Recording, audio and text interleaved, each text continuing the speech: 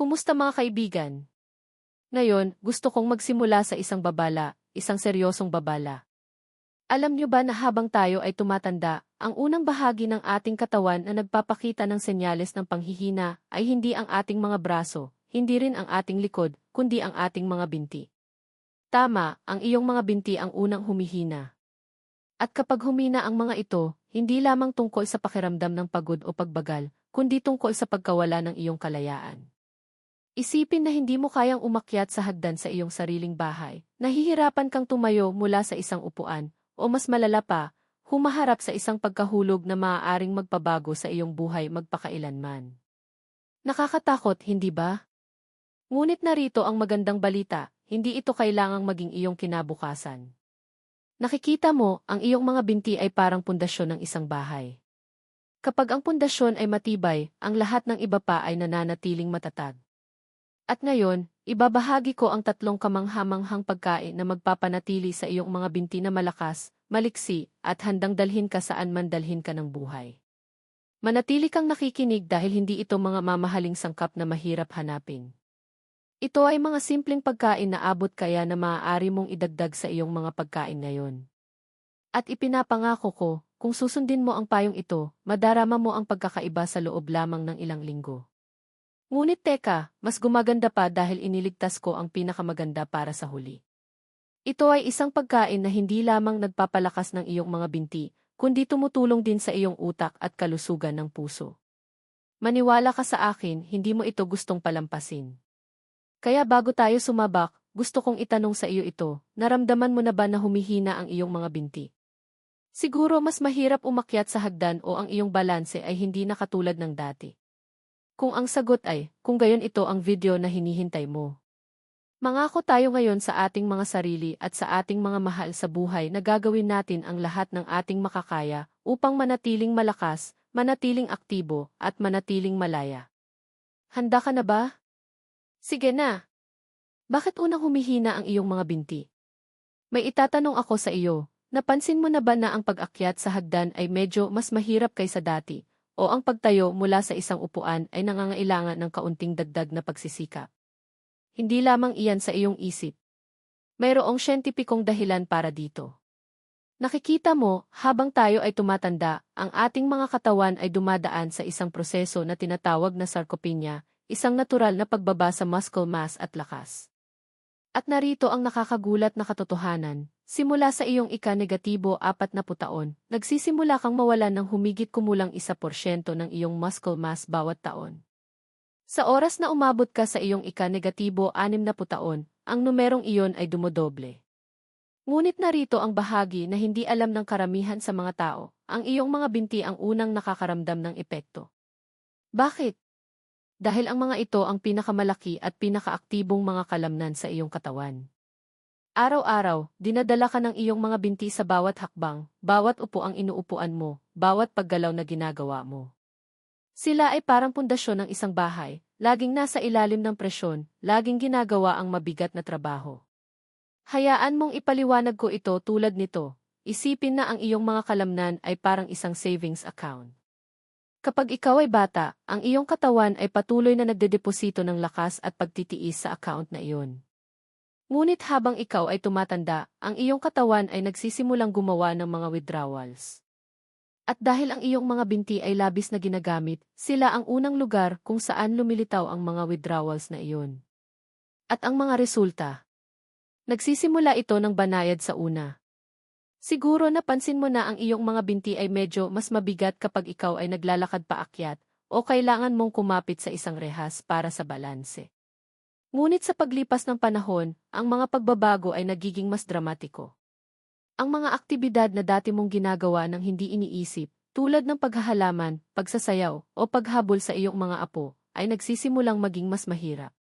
Ngunit narito ang isang bagay na mas nakababahala, kapag humina ang iyong mga kalamnan sa binti, hindi lamang tungkol sa pakiramdam ng pagod, kundi tungkol sa pagkawala ng iyong kalayaan. Ipinapakita ng mga pag-aaral na ang mahihinang binti ay direktang naugnay sa isang mas mataas na panganib ng pagkahulog. At para sa mga nakatatanda, ang isang masamang pagkahulog ay maaaring mga hulugan ng mga buwan ng paggaling o mas masahol pa. Sa katunayan, ang pagkahulog ang pangunahing sanhi ng pagkamatay na may kaugnayan sa pinsala para sa mga adulto na higit sa 65 taong gulang. Iyan ay isang mahirap na katotohanan na marinig, hindi ba? Ngunit narito ang magandang balita, hindi ka walang kapangyarihan laban dito. Ang sarcopenia ay hindi isang one-way street. Sa katunayan, sa pamamagitan ng tamang mga estratehiya, maaari mong muling itayo at palakasin ang iyong mga binti, anuman ang iyong edad. Hayaan mong ibahagi ko ang isang maikling kwento.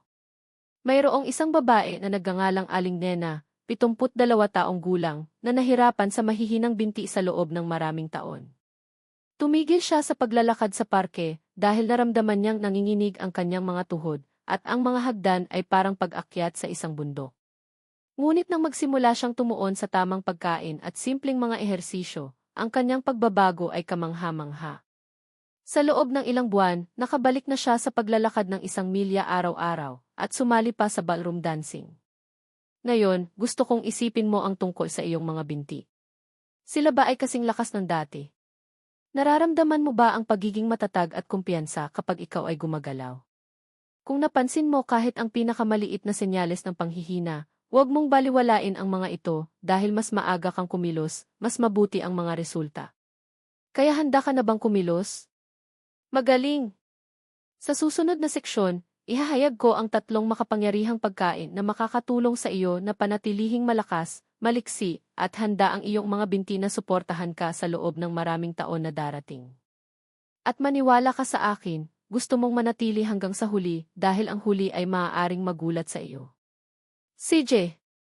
3 pagkain upang panatilihing malakas at malusog ang iyong mga binti. Sige, ngayong naiintindihan na natin kung bakit unang humihina ang iyong mga binti, oras na para lumaban. Ang pinakamahusay na paraan upang gawin iyon ay sa pamamagitan ng pagpapakain sa iyong katawan ng tamang pagkain, mga pagkain na hindi lamang tumutulong sa muling pagtatayo ng kalamnan, kundi nagpapanatili rin sa iyong buto na malakas at sa iyong mga antas ng enerhiya na mataas. Sumisid tayo sa nangungunang 3 pagkain na kailangan mong idagdag sa iyong mga pagkain ngayon. Matatabang isda, fatty fish, ang tagapagtayo ng kalamnan. Ang mga matatabang isda tulad ng salmon, mackerel, at sardinas ay ilan sa mga pinakamakapangyarihang pagkain na maaari mong kainin upang panatilihing malakas at malusog ang iyong mga binti. At hayaan mong sabihin ko sa iyo, kung hindi ka pa kumakain ng mga ito, napalampas mo ang isa sa mga pinakasimpleng paraan upang protektahan ang iyong kadaliang kumilos habang ikaw ay tumatanda. Narito kung bakit ang mga isdang ito ay napakaganda. Ang mga ito ay talagang puno ng omega-3 fatty acids. At hindi ito basta-basta fats, sila ang uri ng malusog na fats na hindi kayang gawin ng iyong katawan sa sarili nito, ngunit kailangan upang gumana. Ang omega-3 ay gumagana tulad ng langis para sa iyong mga kalamnan at kasukasuan. Tumutulong silang bawasan ang pamamaga na pangunahing sanhi ng paninigas ng kalamnan at sakit sa kasukasuan. Pinapabilis din nila ang paggaling ng kalamnan. Kaya kung ikaw ay lumabas para sa isang lakad o gumagalaw lamang sa iyong bahay, ang omega-3 ay tumutulong na ayusin ang mga kalamnan na iyon at gawin silang mas malakas pa. Ngunit hindi lamang iyon. Ang mga matatabang isda ay puno rin ng mataas na kalidad na protina, ang building block ng mga kalamnan. Sa tuwing nasisiyahan ka sa isang piraso ng salmon o isang serving ng tuna, binibigyan mo ang iyong katawan ng eksaktong kailangan nito upang muling itayo at ayusin ang mga kalamnan sa iyong mga binti. Isipin ito sa ganitong paraan, binibigyan mo ang iyong mga binti ng kinakailangang tune-up, tinitiyak na sila ay handang suportahan ka araw-araw. Ngayon, hatiin natin ito, isipin na umupo ka sa hapunan na may isang perpektong inihaw na piraso ng salmon. Sa isang serving lamang, nakakakuha ka ng higit sa 20 gramo ng protina, isang malaking dosis ng omega-3 at mga mahahalagang nutrients tulad ng bitamina E, na tumutulong din sa pagpapalakas ng iyong mga buto at kalamnan. Ito ay parang isang triple boost para sa iyong kalusugan ng binti, lahat sa isang pagkain. At narito ang pinakamagandang bahagi, ang pagdaragdag ng matatabang isda sa iyong dieta ay napakasimple. Para sa hapunan, subukang mag-ihaw o maghurno ng isang piraso ng salmon. Magdagdag ng isang pisil ng sariwang lemon at ilang herbs para sa lasa. Para sa tanghalian, gumawa ng isang mabilis na tuna salad at ikalat ito sa whole grain bread. O kung gusto mo ng merienda, ang sardinas sa crackers ay isang nakakagulat na masustansya at kasiya siyang treat. Hindi mahilig magluto. Walang problema. Ang dilatang salmon o tuna ay kasing ganda ng sariwang isda, at ang mga ito ay abot kaya at maginhawa. At kung ang isda ay hindi mo gusto, may mga paraan pa rin upang makuha ang iyong omega-3. Ang mga plant-based sources tulad ng flax seeds, chia seeds, at walnuts ay magagandang alternatibo. O maaari kang uminom ng isang fish oil supplement upang matiyak na ang iyong katawan ay nakakakuha ng mga nutrients na kailangan nito. Ngayon, hayaan mong hampasin kita ng isang katotohanan na talagang magpapaisip sa iyo. Ipinapakita ng mga pag-aaral na ang mga nakatatandang adulto na regular na kumakain ng mga pagkaing mayaman sa omega-3 ay nakakaranas ng 20% na mas mabagal na rate ng pagkawala ng kalamnan kaysa sa mga hindi kumakain. 20%. Iyan ay isang game changer, lalo na kapag iniisip mo kung gaano karami ang ginagawa ng iyong mga binti para sa iyo araw-araw. Kaya narito ang malaking takiaway, sa tuwing nagdaragdag ka ng matatabang isda sa iyong plato, gumagawa ka ng isang kamanghamanghang bagay para sa iyong mga binti. Ikaw ay namumuhunan sa iyong lakas, iyong kalayaan, at iyong kakayahan na mamuhay sa paraang gusto mo. Iyan ay isang napakasimpleng pagbabago, ngunit maniwala ka sa akin, ginagawa nito ang lahat ng pagkakaiba. Sige, ngayong alam mo na kung paano mababago ng matatabang isda ang iyong kalusugan ng binti. Dumako tayo sa susunod na kamanghamanghang pagkain na talagang magugustuhan ng iyong mga binti. Manatili kang nakikinig, hindi mo ito gustong palampasin. Mga produktong gatas, dairy products, ang tagapag-ingat ng lakas. Ang mga produktong gatas tulad ng gatas, yogurt, at keso ay higit pa sa masarap, sila ay talagang mahalaga para sa pagpapanatiling malakas at malusog ng iyong mga binti.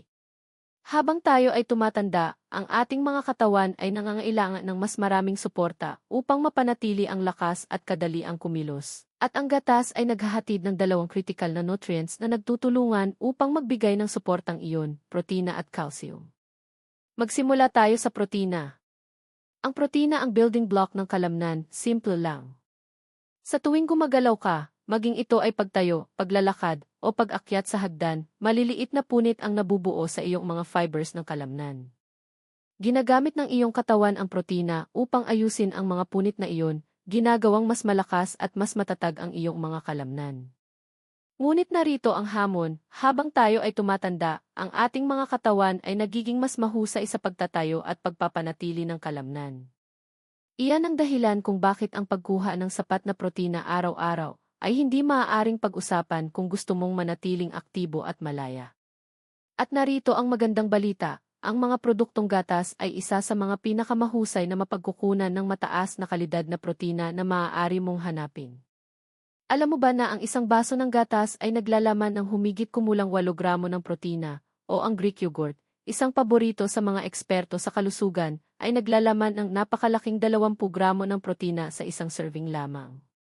Iyan ay parang pagbibigay sa iyong mga kalamnan ng isang direktang infusion ng lakas sa tuwing nasisiyahan ka dito. Ngayon pag-usapan natin ang calcium. Habang ang protina ay nakatuon sa iyong mga kalamnan, ang calcium ang susi sa pagpapanatili ng lakas at density ng iyong mga buto. Isipin ang iyong mga buto bilang pundasyon ng iyong katawan. Sinasuportahan nila ang lahat ng iba pa. Gaano man kalakas ang iyong mga kalamnan, hindi magagawa ng mahihinang buto ang kanilang trabaho, at iyon ay naglalagay sa iyo sa panganib para sa mga bali o pagkahulog. Narito ang catch, habang tayo ay tumatanda, ang ating mga katawan ay hindi sumisipsip ng calcium ng kasing husay tulad ng dati. Iyan ang dahilan kung bakit ganap na mahalaga upang matiyak na nakakakuha ka ng sapat na calcium araw-araw. Ginagawa itong madali ng dairy. Isang serving lamang ng keso o isang tasa ng yogurt ang makakapagbigay ng isang mahalagang bahagi ng iyong pang-araw-araw na pangangailangan ng calcium. Ang pagdaragdag ng gatas sa iyong routine ay simple at kasiya siya. Simula ng iyong araw sa isang baso ng gatas, maging ito ay whole, low-fat, o lactose-free kung ikaw ay sensitibo sa dairy. Para sa almusal o isang merienda, subukan ang Greek yogurt na pinalamusya ng sariwang prutas at isang dakot ng nuts.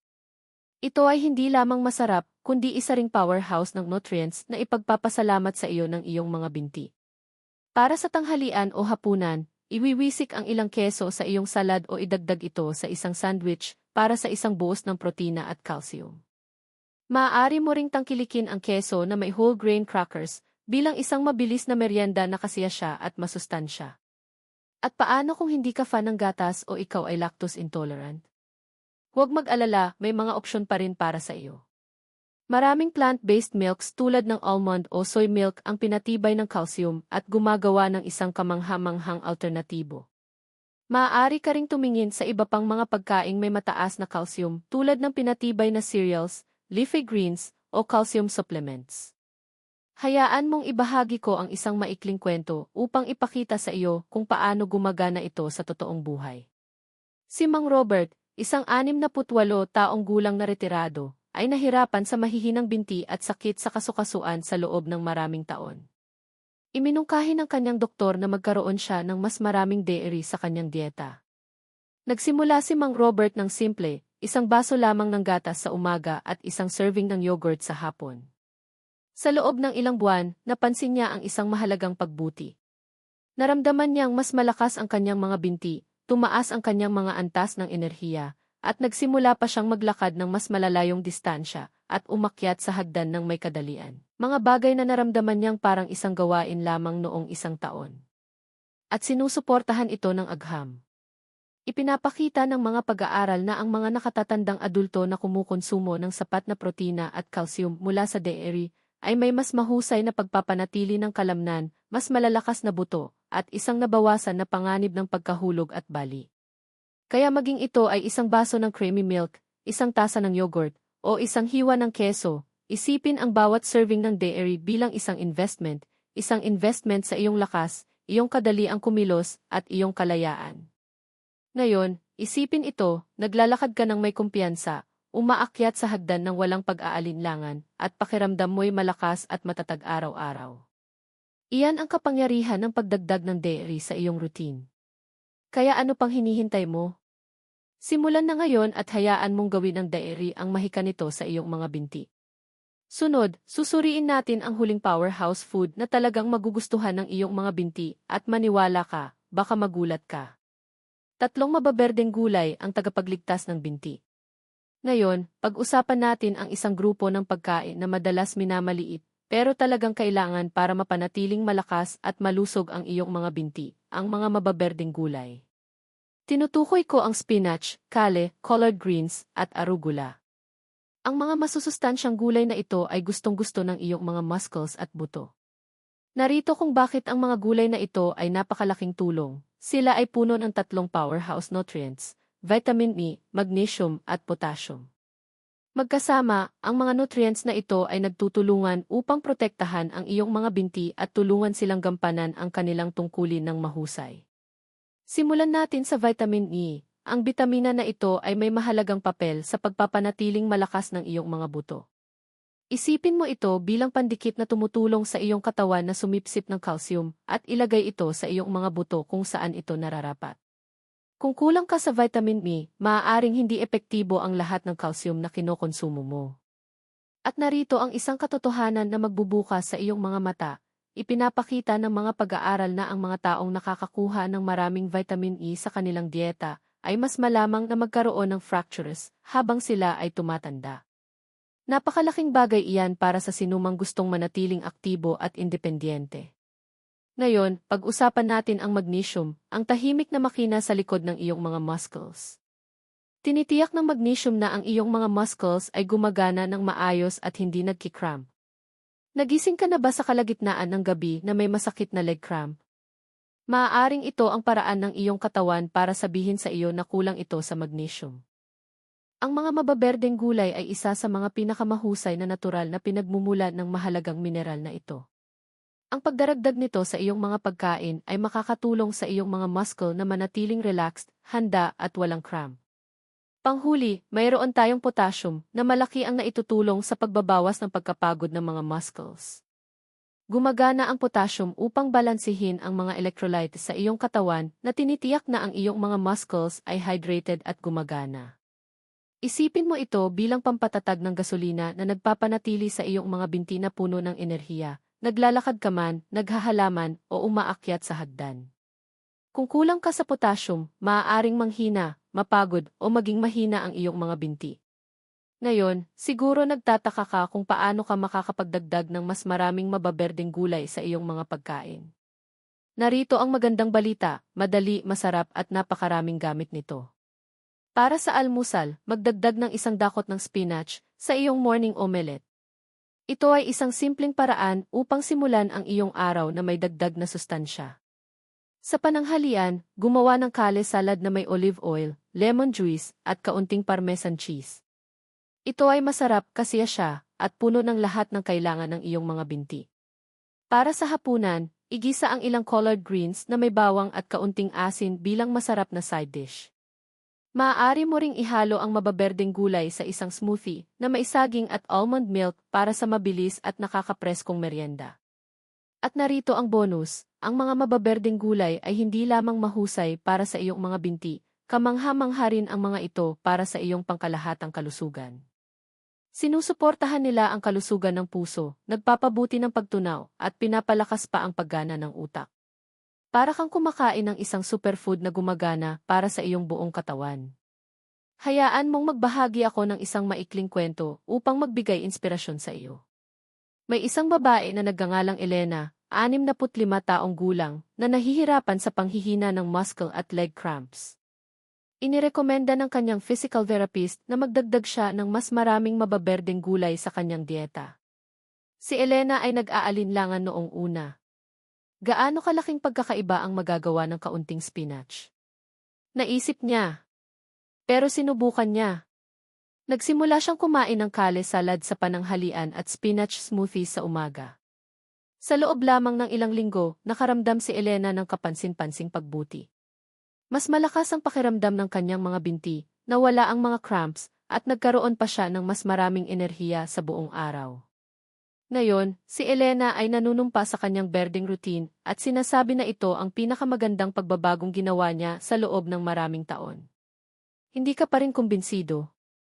Narito ang isang katotohanan na maaaring magpabago sa iyong isip. Natuklasan sa isang pag-aaral na inilathala sa Journal of Nutrition na ang mga taong regular na kumakain ng mababerdeng gulay ay 30% na mas malamang na magkaroon ng panghihina ng muscle habang sila ay tumatanda.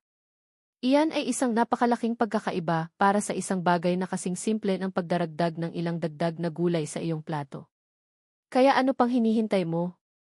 Sa susunod na ikaw ay nasa grocery store, kumuha ng isang bungkos ng spinach, kale, o collard greens at magsimulang mag-eksperimento. Nilaga mo man sila, hinalo, o idagdag sa isang salad, binibigyan mo ang iyong mga binti ng mga sustansya na kailangan nila upang manatiling malakas at matatag sa mga darating na taon. Sa tatlong hindi ka panipaniwalang pagkaing ito, matabang isda, dairy, at mababerdeng gulay, mayroon ka na ngayong pundasyon para sa mas malalakas na binti at isang mas malusog at aktibong buhay.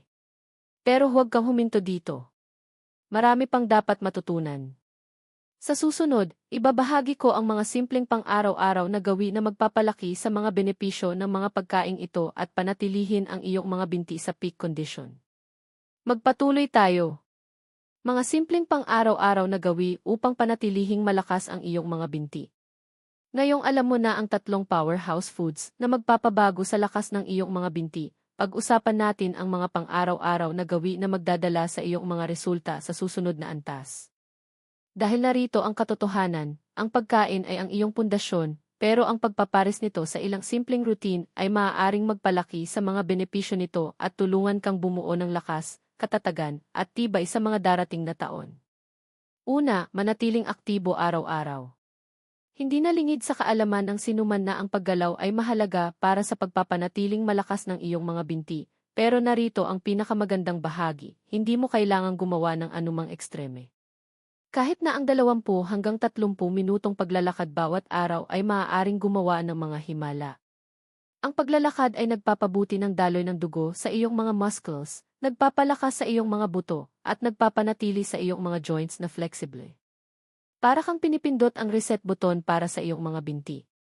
Pero ang paglalakad ay hindi lamang ang tanging opsyon. Kung gusto mong paghaluin ang mga bagay-bagay, subukan ang mga low-impact exercise tulad ng yoga o tai chi.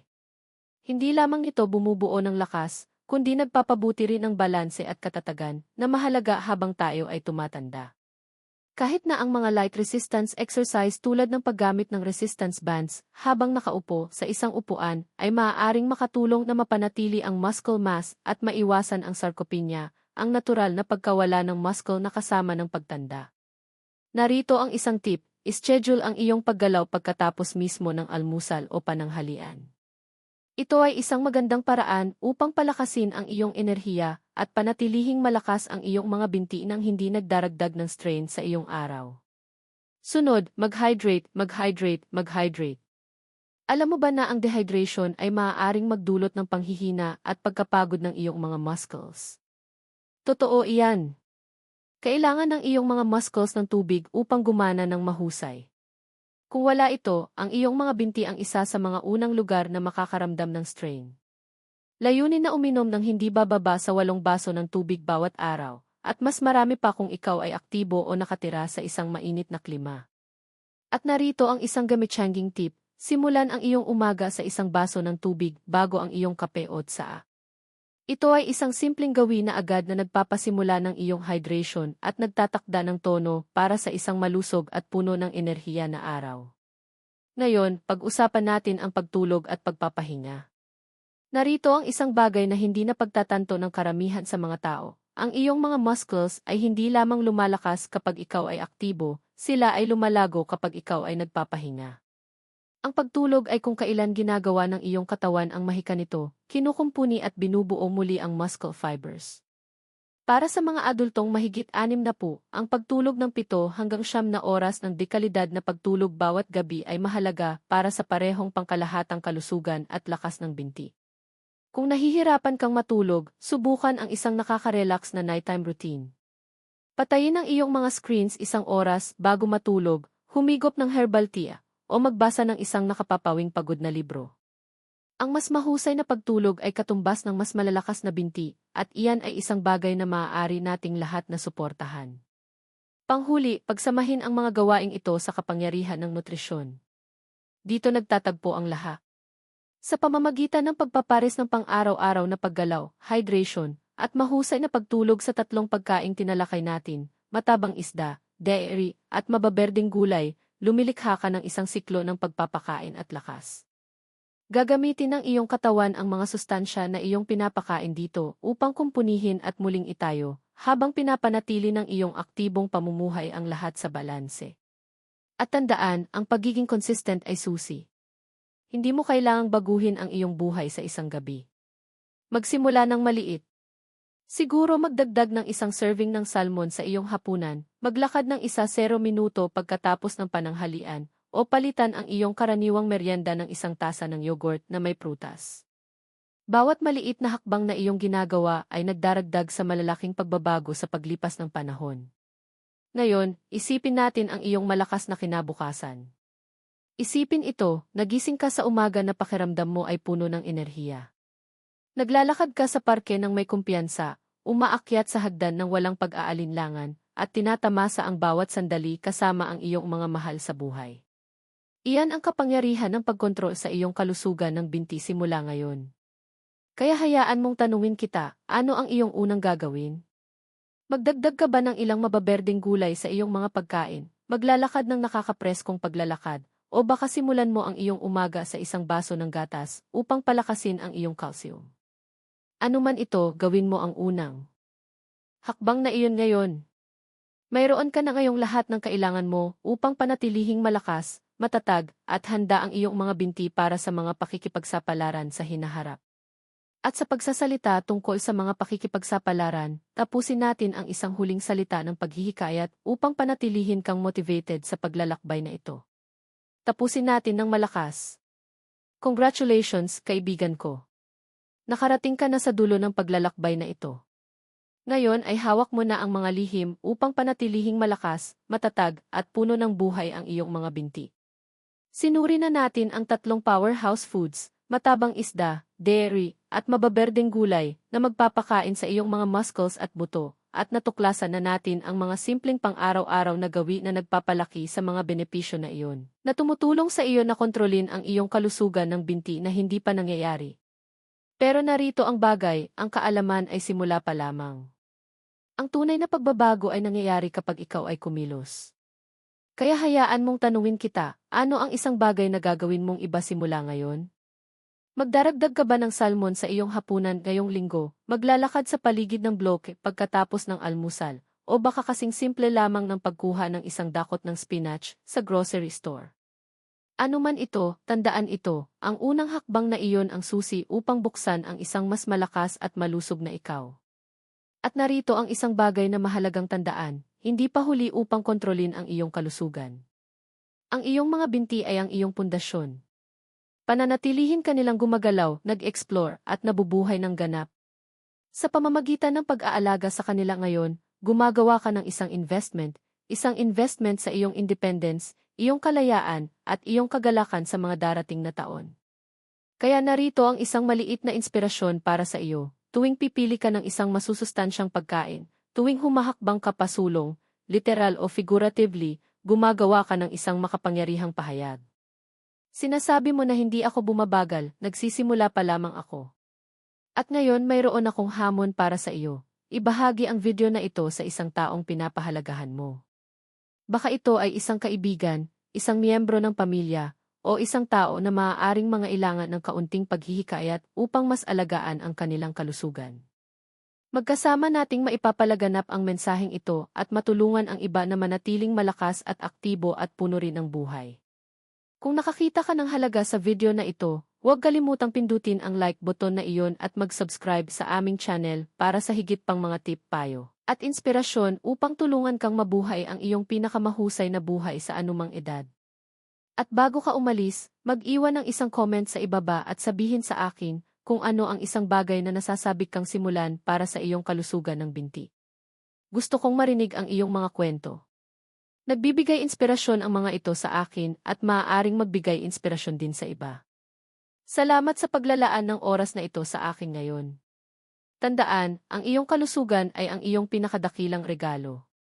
Tratuhin itong mabuti at dadalhin ka nito sa bawat pakikipagsapalaran, bawat alaala, at bawat sandali na tunay na mahalaga.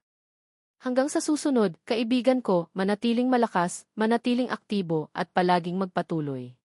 Kaya mo ito at narito ako na nag-cheer sa iyo sa bawat hakbang ng daan.